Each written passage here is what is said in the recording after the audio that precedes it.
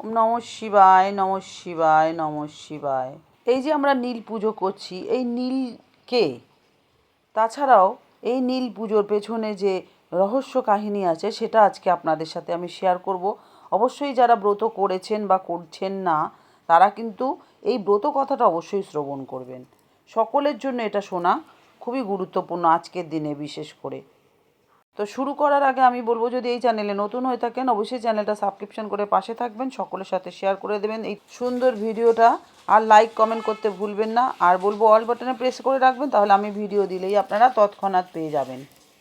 একদিকে নববর্ষ আর একদিকে নীলের পুজো, তবে এর পেছনে যে পৌরাণিক কাহিনী আছে সেই অনুযায়ী আপামর বাঙালির নববর্ষের শুরুটা হয় এই নীল পুজোকে কেন্দ্র করেই। কারণ হিন্দু ধর্ম অনুসারে জানা যায় এই নীল হচ্ছে আদতে সাক্ষাৎ দেবাদিদেব মহাদেব, যার নেই কোনো আদি নেই কোনো অন্ত। তিনি হচ্ছেন সাক্ষাৎই নীলকণ্ঠ অর্থাৎ ভোলেনাথ। ব্রহ্মা বিষ্ণু মহেশ্বর নিয়ে এই ত্রিভুবন সৃষ্টি হলেও প্রচলিত রয়েছে শুধুমাত্র সন্তানের মঙ্গল কামনাতেই করা হয় এই নীল ষষ্ঠীর পুজো, যেটা আমরা আজকে সবাই পালন করছি। চৈত্র সংক্রান্তির এই দিনে সবাই সারাদিন উপোস করে বাবা মহাদেবের পুজো করে এবং সন্ধ্যায় মহাদেবের সামনে একটি প্রদীপ জ্বালিয়ে জলপান করে, সেই উপবাস ভঙ্গও করে নেয়। খুব সাত্ত্বিকভাবে সারাদিন ভগবানের নাম গান করে কাটাবেন, কারণ এই দিন ভোলেনাথের দিন। আপনারা ভোলেনাথের অর্থাৎ শিব চাল্লিশা, শিবের 108 নাম, তার মহামৃত্যুঞ্জয় মন্ত্র 108 বার, ওম নমঃ শিবায় 108 বার, এগুলো কিন্তু সারাদিন জপের মাধ্যমে থাকবেন। তাহলে আজকে আমরা সোজা চলে যাই ব্রত কথা শ্রবণে। জয় ভোলেনাথ, সকলের মঙ্গল করো, সকলকে সুস্থ রেখো। এবারে আসি আমরা নীল ষষ্ঠীর ব্রত কথা। সবাই শ্রবণ করবেন, যারা উপোস করেছেন তারাও করবেন, আর যারা করছেন না তারাও কিন্তু এই দিন খুব পবিত্র দিন, তাই এই ব্রত কথাটা সবাই শ্রবণ করুন। নীল ষষ্ঠীর ব্রত কথা। এক বামুন আর এক বামনির ছেলেপুলে হতো, কিন্তু কোনো ছেলেপুলেই বাঁচত না। তারা দুজনে একদিন পরামর্শ করলো তীর্থে যাবে। সেই মতন তারা বেরিয়ে পড়ল। ক্রমে তারা যখন সরজু নদীর তীরে এসে পৌঁছলো, তখন বামন বলল, চল দুজনে এই জলে ডুবেই আমরা মরে যাই এবং আমাদের জীবন শেষ করে দিই। বংশ রক্ষার জন্য যখন একটি ছেলেও রইল না, তখন বেঁচে থেকে আর কী লাভ বলে তারা নদীতে নামতে গেল।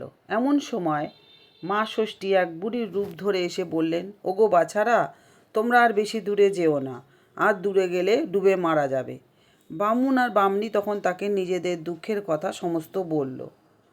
মা ষষ্ঠী সব শুনে বললেন, দোস্ত তোমাদেরই বাছা, সদ্যজাত শিশুর কান্না শুনে অহংকারে মত্ত হয়ে তোমরা সবসময় আমায় বলতে, বাবা আপদ গেলে ষষ্ঠীর দাস বেঁচে থাক, বলেছ কি এই পাপেই তোমাদের এই দুর্দশা।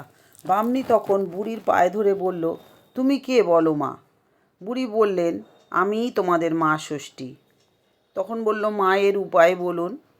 তখন বললেন, শোন, এই চৈত্র মাসে সন্ন্যাস গ্রহণ করবি আর শিব পুজো করবি। সংক্রান্তির আগের দিন উপোস করে থেকে নীলাবতীর পুজো করে নীলকণ্ঠ শিব ঘরে বাতি জ্বেলে দিবি। তারপর আমায় প্রণাম করে জল খাবি। একেই বলে নীল ষষ্ঠী। দেবী এই কথা বলে অদৃশ্য হয়ে গেলেন। এরপর বামুন আর বামনি দেশে ফিরে এসে নীলের দিন খুব ভক্তি আর নিষ্ঠার সঙ্গে নীল ষষ্ঠী পালন করলো। এর ঠিক কিছুদিন পরেই মা ষষ্ঠীর দয়ায় বামন আর বামনির একটি সুন্দর ছেলে হলো। মা ষষ্ঠীর কথা মতো তার কোনো অনিষ্ট হলো না। বামনির ব্রতের মাহাত্ম্য দেখে দেশে দেশে সবাই এই ব্রত পালন করতে আরম্ভ করলো। এই ব্রতের ফল, ছেলে মেয়ের মায়েরা নীলষষ্ঠী ব্রত করলে তাদের সন্তানের কোনো দিন কোনো অনিষ্ট হয় না, আর অমঙ্গলও হয় না। জয় মা ষষ্ঠীর জয়। অথ নীল ষষ্ঠীর ব্রত কথা সমাপ্ত। জয় ভোলেনাথ, সকলের মঙ্গল করো। আশা করি ভিডিওটা সকলের ভালো লেগেছে, তাই ভিডিওটি সকলের সাথে শেয়ার করে সকলকে ব্রত কথা শোনার সুযোগ করে দেবেন। যারা ব্রত করেছেন তাদের জন্য এটা খুব গুরুত্বপূর্ণ। এই দিন যারা উপোস রাখছেন তারা অবশ্যই ভোলেনাথের নাম কীর্তন করবেন, আপনারা শিব চাল্লিশা পাঠ করবেন, ভোলেনাথের 108 নাম শ্রবণ করবেন বা পাঠ করবেন। আমার এই চ্যানেলে দেওয়া আছে, আপনারা দেখে নেবেন। শিব চাল্লিশা, ওম নমঃ শিবায়ও আপনারা পাঠ করতে পারেন 108 বার সারাদিন। তো যাই হোক, আজকে বলবো এতক্ষণ আমার সাথে থাকার জন্য অনেক ধন্যবাদ। সবাই ভালো থাকুন, সুস্থ থাকুন, ভোলেনাথ সকলের মঙ্গল করুক, এই বলে আজকে ভিডিও শেষ করি। আবার দেখা হবে নতুন আরেকটা ভিডিও নিয়ে। ওম ত্রাম্বাকম যজামহে সুগন্ধিং পুষ্টিবর্ধনম উর্বারুকমিব বন্ধনান মৃত্যুর মুক্ষীয় মামৃতাৎ। জয় ভোলেনাথ, জয় শিব শম্ভু।